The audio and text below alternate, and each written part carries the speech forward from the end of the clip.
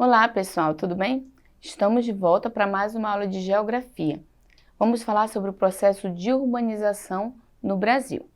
Sou a professora Deli e eu vou iniciar a nossa aula relembrando uma imagem da aula anterior. Vamos acompanhar na tela. Nós falamos um pouco sobre a desigualdade social, ou seja, esse crescimento desordenado das cidades, que muitas vezes não passou por um planejamento adequado, e aconteceu o que retrata um pouco essa imagem aí, que nós até apresentamos já para vocês. A cidade lá ao fundo, alguns prédios, e as pessoas um pouquinho mais distantes, sem ter acesso a algumas coisas importantes como educação, outras coisas importantes que cada um, né, é direito ter. Então você vê na imagem aí, as coisas delas afastadas, bem mais simples, jogadas aí, e era só de bermuda, camiseta, observando a cidade ao fundo. Se você observar essas desigualdades, a gente vai falar um pouquinho sobre esse desenvolvimento alarmante que aconteceu nas cidades, mostrando essas imagens aí. Se você observar da primeira imagem até a última, você vai vendo algumas transformações que foram ocorrendo. Na primeira mostra apenas o campo, né? No início lá do Brasil, onde antes de chegar a cidades, desenvolvimento. Na segunda já a gente vê a ferrovia, passando um trem, que foi um dos primeiros meios de transporte utilizado para transportar café, açúcar, todas as coisas que eram exploradas em nosso país. Nós aprendemos lá a história, que a professora nos explica dos escravos e índios nessa época aí de colonização. Depois, na terceira, você já vê uma casinha próxima àquelas árvores ali. E um caminho feito onde as pessoas também elas andam em charrete ou carroça, como a gente se refere também. E se você observar na terceira imagem, você já vê também um poste com alguns fios de energia elétrica, tá? Ou seja, já está chegando energia elétrica nesses lugares aí. Assim como também na quarta imagem, você já vê outras construções ampliando, né? Sendo desenvolvidas aí, realizadas, assim como também a última. Você já vê outros caminhos, que só tinha apenas um, né? Lá no primeiro, você vê postes, umas pessoas andando, mais pessoas aí presentes nesse espaço. Continuando, ó, vamos observar aí. Olha só a diferença daquele mesmo espaço que nós vimos anteriormente, vamos só relembrar. Olha só como ele era antes e como ele está se tornando, ó, com esse desenvolvimento. Toda essa infraestrutura, construções sendo realizadas. Se você observar as imagens aí, que aos poucos vão sendo modificadas com essas construções e esse desenvolvimento nas cidades, você vê a diferença, ó, do campo, como era antes, e agora como se encontra, né? Já tem até asfalto, se você observar da primeira imagem até a última aí apresentada. Nós vimos asfalto, né? Que antes também não tinha, ok? Então, olha só como finalizou. Já o fluxo de carros enorme, né? Bastante carro, moto, como hoje nas grandes cidades nós conseguimos observar, ok? Vamos lá, continuando, ó. Essa imagem anterior, a gente só fazer uma análise como era antes da primeira, que nós vimos, e para a última. Se você observar, aqui tinha bastante árvores, se você observar na primeira, tá? E já na segunda, praticamente a gente não vê mais nenhuma árvore aí nesse espaço. Mais carros, motos, fluxo bem maior, tá? Então, olha só, vamos analisar agora a Avenida Central na cidade do Rio de Janeiro em 1905. Uma imagem de antigamente, lá em 1905, do Rio de Janeiro, que foi uma das primeiras cidades, né, sendo exploradas aqui pelos colonizadores em nosso país. Então a gente vê algumas construções e olha a rua aí, a quantidade de pessoas nesse espaço, tá? Se você observar, ó, a mesma avenida agora, hoje chamada Avenida Rio Branco, recebe o nome do nosso estado, ó, na cidade de Rio de Janeiro, em 2014. Você vê a diferença, como era antes, as construções feitas, a largura da avenida, olha, e como está hoje, ó, a mesma avenida.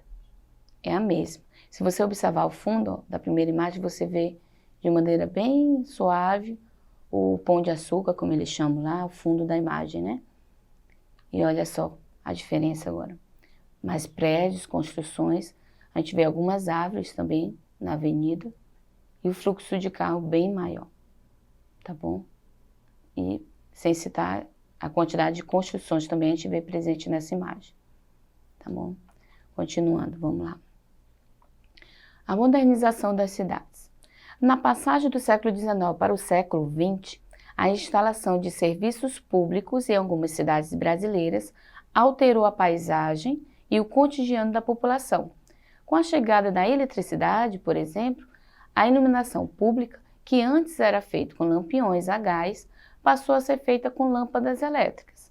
Além disso, muitos postes com fios de energia elétrica foram instalados nas ruas e algumas cidades passaram a ter bondes elétricos. Tá? É uma das modernizações. A gente vai ver um texto a seguir que relata algumas dessas transformações que acabamos de ver. Tá?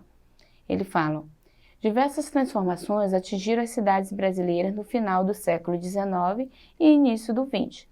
Entre elas, a expansão da rede de serviços urbanos. Nos grandes centros, por exemplo, foram implantados serviços como luz elétrica, transporte público e água encanada, além do calçamento de ruas e da construção de pontes e parques. Isso aí foi José Geraldo Vinci de Moraes, que fez essa pesquisa e esse registro aí, tá? Das transformações que aconteceram. Se você observar, nós temos a luz elétrica citada aí, transporte público e água encanada, além de calçamento das ruas e construção de ponte e parque, presente em algumas cidades também que nós conseguimos observar ao andar nas cidades que nós estamos, ok? Continuando. Outra imagem aí, agora é a cidade de Belém, no Pará, tá? Essa avenida é a Avenida 16 de Novembro, no Parque Afonso Pena. E olha a informação sobre a imagem ao lado.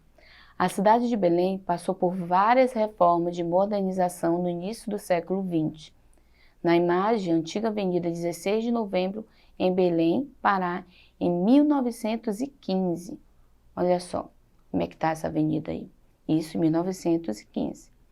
Agora, vamos analisar esse gráfico com algumas informações importantes. A gente vê desde 1950 a 2010 a população urbana e a população rural. Lembrando, urbana é a cor azul, população rural é essa cor vermelha. 1950, olha só a diferença de rural para urbano.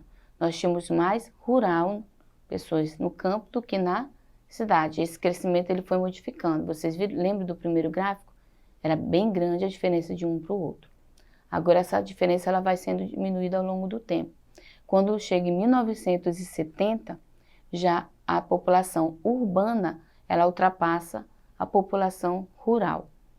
1950, 1960, a população rural sempre estava na frente, se você observar.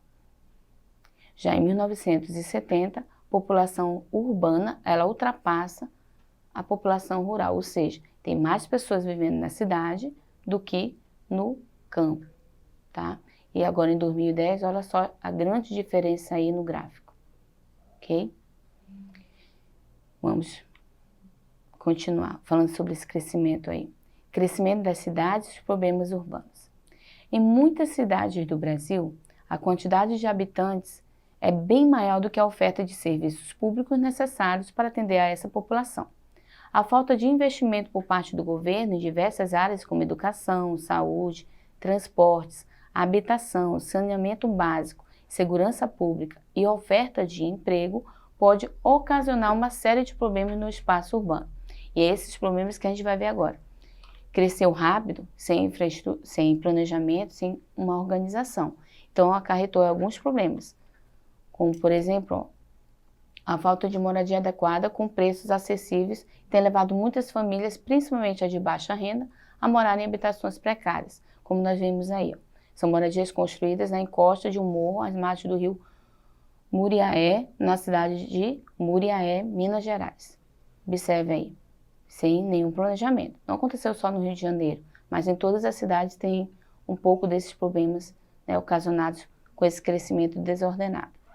Outro problema que não podemos citar é a quantidade de hospitais, postos de saúde e até mesmo de medicamentos ofertados à população das cidades, que não é suficiente para atender o quantitativo de pessoas que requerem esses serviços, tá?